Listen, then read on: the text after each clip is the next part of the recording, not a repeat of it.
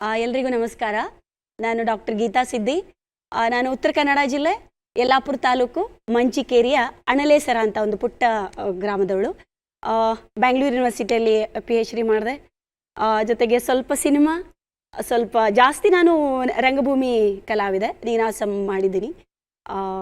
ಜೊತೆಗೆ ಢಮಾಮಿ ಕಲಾವಿದೆ, ಜೊತೆಗೆ ಢಮಾಮಿ ಹಾಡುಗಳನ್ನು ಹಾಡ್ತೀನಿ. ಢಮಾಮಿ ಹಾಡುಗಳನ್ನು ನಾವು ರಂಗಭೂಮಿಗೆ ಅಳವಡಿಸ್ಕೊಂಡು ಅಮೇರಿಕಾ, ದುಬೈ, ಬೇರೆ ಬೇರೆ ಹೊರ ರಾಜ್ಯಗಳಿಗೂ ನಮ್ಮ ಕಾರ್ಯಕ್ರಮವನ್ನು ನೀಡ್ತಾ ಇರ್ತೇವೆ. ಹೆಸರೇ ಹೇಳಿದಾಗೆ ಗೀತಾ ಸಿದ್ದಿ ಅಂತ ಕೇಳಿದಾಗ ನನಗೆ ಒಂದು ಕಿವಿ ಒಂಚೂರು ನೆಟ್ಟಗಾಯಿತು. ಯಾಕೆ ಅಂತಂದರೆ ನಿಮ್ಮ ಒಂದು ಹೆಸರು ಸಿನಿಮಾಕ್ಕೆ ಬಂದ ಮೇಲೆ ತುಂಬ ಪ್ರಚಾರ ಆಯಿತು ಅಂತ ನಾನಾದರೂ ಕೇಳ್ತೀನಿ. ಆದರೆ ಮೂಲತಃ ನೀವು ಇಷ್ಟೆಲ್ಲ ನೀನಾಸಂನಲ್ಲಿ ಅಧ್ಯಯನ ಮಾಡಿ ರಂಗಭೂಮಿನಲ್ಲಿ, ಜನಪದದಲ್ಲಿ ನಮ್ಮ ಈ ಸಿದ್ದಿ ಸಂಪ್ರದಾಯದ ಬಗ್ಗೆ ಖಂಡಿತವಾಗೂ ನನಗೆ ಕುತೂಹಲ ಇದೆ. ಯಾಕೆಂದರೆ ನಮ್ಮ ಈ ಉತ್ತರ ಕರ್ನಾಟಕದ ಭಾಗ ಆಗ್ಬೋದು, ಮಲೆನಾಡಿನ ಭಾಗದಲ್ಲಿರುವಂಥ ಒಂದು ಅಪರೂಪದ ಜನಾಂಗ, ಅದ್ರ ಬಗ್ಗೆ ವಿಶೇಷವಾದ ಮಾಹಿತಿನ ತಿಳ್ಕೊಬೇಕು ಅಂತ ಕುತೂಹಲ ನನಗೆ ಯಾವಾಗಲೂ ಇರುತ್ತೆ. ಅಲ್ಲಿನ ಸಂಸ್ಕೃತಿ, ಆಚಾರ, ವಿಚಾರ ನೀವಿವತ್ತು ನಮ್ಗೆ ತಿಳಿಸ್ಕೊಡ್ತೀರಾ ಅಂತ ಹೇಳ್ತಾ ನಿಮ್ಮ ಹಾಡುಗಳನ್ನು ಕೇಳೋಕ್ಕೆ ನಮ್ಮ ವೀಕ್ಷಕರು ಕಾಯ್ತಾ ಇರ್ತಾರೆ. ಮತ್ತು ನೀವು ಒಂದು PhD ಮಾಡಿ ಡಾಕ್ಟರೇಟ್ ಮಾಡಿಕೊಂಡು ಇಷ್ಟೆಲ್ಲ ಮಾಡಿಕೊಂಡು ಈ ಕಲಾ ಸೇವೆನ ಮಾಡ್ತಾಯಿದ್ದೀರಿ. ನಮ್ಮ ಗಾನಗರಡಿಗೆ ನೀವು ಬಂದದ್ದು ಭಾಳ ಸಂತೋಷ ಆಯಿತು. ನಿಮಗೆ ಎಲ್ಲರ ಪರವಾಗಿ ಆತ್ಮೀಯವಾದ ಸ್ವಾಗತ, ಸುಸ್ವಾಗತ. Thank you sir, thank you. ಬನ್ನಿ, ತಡೆ ಯಾಕೆ, ಗೀತಾ ಸಿದ್ದಿಯವರು ಇದ್ದ ಮೇಲೆ ನನಗೊಂದಿಷ್ಟು ಕುತೂಹಲ ಏನಂದರೆ ಆ ಜನಾಂಗದ ಒಂದು ಸಂಸ್ಕೃತಿಯನ್ನು ಬಿಂಬಿಸುವಂಥ ಹಾಡುಗಳನ್ನು ಕೇಳಬೇಕು ಅಂತ ಕುತೂಹಲ ನನಗಿದೆ. ನೀವು ಯಾವ ಗೀತೆಯನ್ನು ಆಯ್ಕೆ ಮಾಡಿದಿರಿ? ಇದು ಹಾಡು ನಾನು ಹಾಡ್ತಾ ಇರೋದು ನಮ್ಮಲ್ಲಿ ಢಮಾಮಿ ಡ್ಯಾನ್ಸ್ ಅಂತ ಇದೆ. ಢಮಾಮಿ ಡ್ಯಾನ್ಸ್? ಹೌದು. ಈ ಕೊಡವರು ಹೇಗೆ ಅವ್ರದ್ದು ಒಂದು ನೃತ್ಯದ ಪ್ರಕಾರ ಇದೆಯೋ ಅದೇ ತರನೇ ಇಲ್ಲಿ ಕೂಡ ಪ್ರಕಾರ ಇದೆ. ನಮ್ಮಲ್ಲಿ ಒಂದು ತರದ ನಮ್ಗೆ ಸ್ಟ್ರೆಂತ್ ಅಂದ್ರೆ ನಮ್ಮ ಢಮಾಮಿ. ಎಲ್ಲರೂ ಚಿಕ್ಕ ಮಗುವಿಂದ ದೊಡ್ಡವರು ಕಲ್ತಿರ್ತಾರೆ. ಎಲ್ಲರೂ ಒಂದ್ ರೀತಿಲಿ ಕೈ ಹಿಡ್ಕೊಂಡು ಎಲ್ಲರೂ ಬಿಗಿನಿಂಗ್ ಒಬ್ರು ಯಾರೋ ಸ್ಟಾರ್ಟ್ ಮಾಡ್ತಾರೆ, ಚಪ್ಪಾಳೆ ಹಾಕೊಂಡು ಅದಕ್ಕೆ ಎಲ್ಲರೂ ಸೇರ್ತಾ ದೊಡ್ಡ ಗ್ರೂಪ್ ಆಗಿ ಕುಣಿತಾ ಹೋಗ್ತಾರೆ. ಅದನ್ನ ಹಾಡನ್ನ ಇವತ್ತು ಹೌದು ಕೇಳೋಣಂತೆ. ಇವರ ದೇವರಿಗೆ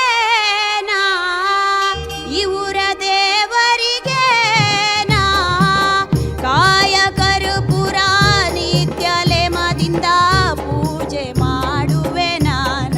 ಓ ಕಾಯ ಕರ್ಪೂರ ನಿತ್ಯಲೆ ಮದಿಂದ ಪೂಜೆ ಮಾಡುವೆ ನಾನ. ಓ ಆರತಿ ಬೆಳಗುವೆ ನಾನ.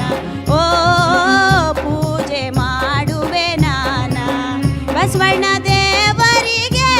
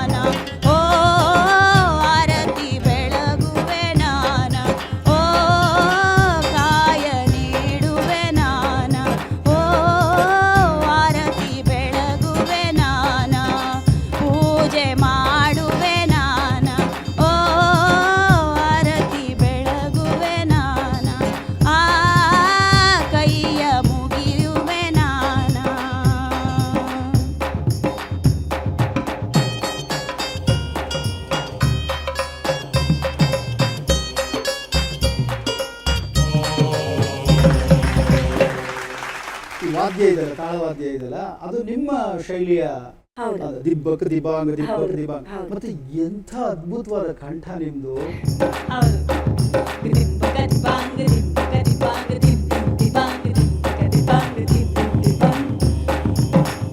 ಎಷ್ಟು ಚೆನ್ನಾಗಿ ಅದನ್ನ ಫೀಲ್ ಮಾಡಿ ಹಾಡಿದ್ರಿ. ಪ್ರಕೃತಿಗೆ ಕೂಡ ಅದನ್ನ ನೀವು ಹೌದು. ಪೂಜಿಸ್ತೀರಿ, ಆರಾಧಿಸ್ತೀರಿ. ಹೌದು, ಹೌದು. ಮತ್ತು ನೀವು ಇದಕ್ ಮುಂಚೆ ಅಷ್ಟು ಪ್ರಚಲಿತಕ್ಕೆ ಬರೋದಕ್ಕೆ ಮುಂಚೆ ನಿಮಗೆ ಸಿನಿಮಾ ಒಂದು ಬಹಳ ದೊಡ್ಡ ಹೆಸರು ತಂದು ಕೊಡುತ್ತೆ ಅಲ್ವಾ?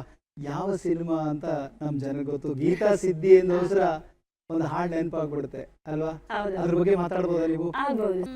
ಕಾಜಲಿಗೆ ಬೆಂಗಳೂರದೆ ಕನಿಕೋ ಕಾಜಲಿ ಬಾ ಬೆಂಗಳೂರದೆ ಕನಿಕೋ ಬೆಂಗಳೂರು सावकार मालिक मुझे अंदर बुलाया दरवाजा लगाया बेंगलुरु सावकार मालिक मुझे अंदर बुलाया दरवाजा लगाया अंदर मंचो कोंबो तिणिंग मिणिंग टिशा अंदर मंचो कोंबो तिणिंग मिणिंग टिशा काजली बा मंची केरी दे कनिको काजली बा मंची केरी दे कनिको मंची केरी सावकार मालिक मुझे अंदर बुलाया दरवाजा लगाया अंदर मंचो कोंबो तिणिंग मिणिंग टिशा अंदर मंचो कोंबो तिणिंग मिणिंग टिशा टिशा टिशा टिशा टिशा टिशा टिशा ಎಷ್ಟು ವೈರಲ್ ಆಗಿತ್ತು ಅಂತಂದ್ರೆ ಅದ್ಭುತವಾಗಿದೆ. ಇದು ಆಕ್ಚುಲಿ ಕೊಂಕಣಿ ಹೌದು.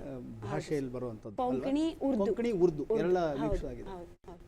ಬಹಳ ಚೆನ್ನಾಗಿ ಹಾಡಿದ್ರಿ. ಒಳ್ಳೇದಾಗ್ಲಿ ನಿಮ್ಗೆ ಇನ್ನಷ್ಟು ಸಿನಿಮಾಗಳು, ಅದರಲ್ಲೂ ಜನಪದ ಕ್ಷೇತ್ರದಲ್ಲಿ ಮುಂದುವರಿರಿ. ದುನಿಯಾ ವಿಜಯ್ ಅವರ ನಿರ್ದೇಶನದ, ಅವರೇ ನಿರ್ದೇಶನ, ಅವರೇನ ಹೀರೋ ಕೂಡ.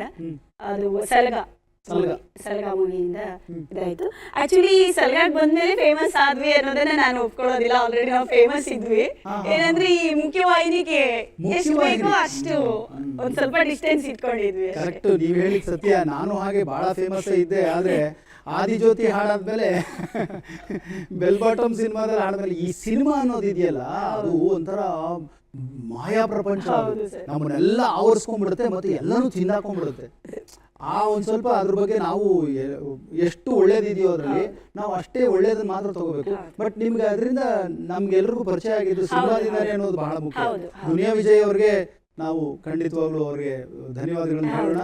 ಇಂತಹ ಪ್ರತಿಭೆಗಳನ್ನ ಅವಕಾಶ ಕೊಟ್ಟಿದ್ದು. ಆ ಹಾಡಿನ ವೈರಲ್ ಆಯ್ತು, ತುಂಬಾ ವೈರಲ್ ಆಯ್ತು ಅಲ್ವಾ? ನಿಮ್ ಜೊತೆ ಒಂದಷ್ಟು ಜನ ಎಲ್ಲ